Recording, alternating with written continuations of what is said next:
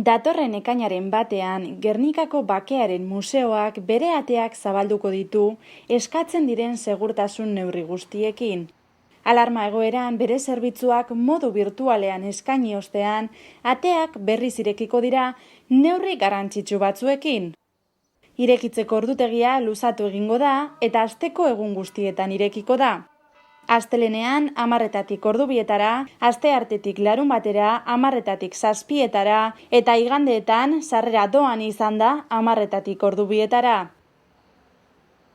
Pertsonen artean 1,5 metro 2 metroko distantzia mantendu beharko da.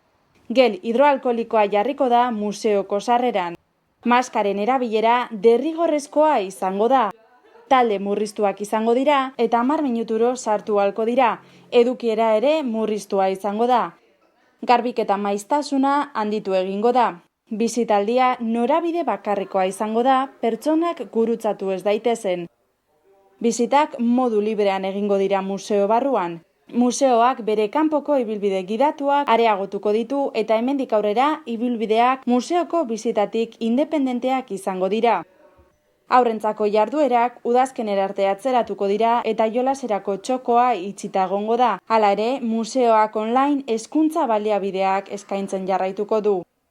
Erreserbak aldez aurretik webgunearen bidez egitea gomendatzen da eta txartelarekin ordaintzea eskertuko da.